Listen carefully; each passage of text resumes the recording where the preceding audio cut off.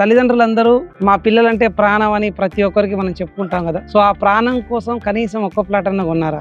ఎక్కడ కొంటాం సార్? డబ్బులే లేకపోయా, పిల్లల ఎడ్యుకేషన్ తోటే ఇబ్బంది అవుతుంది. సో ఎడ్యుకేషన్ ఎంత ఇంపార్టెంటో పిల్లల కోసం ప్లాట్ కొనడం కూడా అంతే ఇంపార్టెంట్. ఎందుకు ఈ మాట చెప్తున్నానంటే, నీట్లో సీట్ వచ్చి, ఇంజనీరింగ్ లో సీట్ వచ్చి 1 ఇయర్ బ్రేక్ తీసుకొని నెక్స్ట్ ఇయర్ చదువుకోబేట, ఈ సంవత్సరం డబ్బులు లేవు నెక్స్ట్ ఇయర్ చదువుకో అని చెప్పే ధైర్యం ఏ తల్లిదండ్రికైనా ఉందా?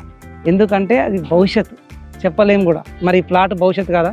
గ్రాడ్యుయేషన్ అయిపోయి హైయర్ ఎడ్యుకేషన్కి వెళ్ళాలంటే కూడా, అబ్రాడ్ ఎడ్యుకేషన్కి వెళ్ళాలంటే కూడా ప్రాపర్టీ కావాలి కదా. మళ్ళీ మనం మార్టిగేజ్ ప్రాపర్టీ బ్యాంక్ చూపించినాకనే వాళ్ళకి ఎడ్యుకేషన్ కోసం పంపించడానికి అవకాశం ఉంటుంది. అప్పటికప్పటికి డబ్బు కావాలంటే, అప్పు కావాలన్నా కానీ ప్రాపర్టీ చూపించాలి కదా.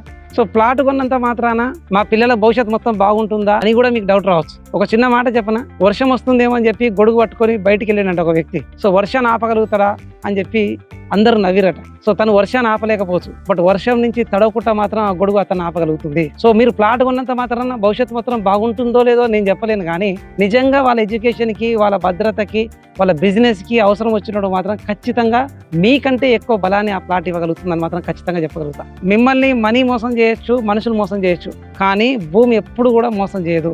కనీసం ఒక్క ప్లాట్ కొని పెట్టండి. సో వాళ్ళ ఎడ్యుకేషన్ కావచ్చు, వాళ్ళ బిజినెస్ కావచ్చు, వాళ్ళ భవిష్యత్తు కోసం ఖచ్చితంగా భరోసాగా అండగా నిలుస్తుందని మాత్రం ఖచ్చితంగా చెప్పగలుగుతాం. So do invest in real estate and create a legacy for your next generation. Good luck.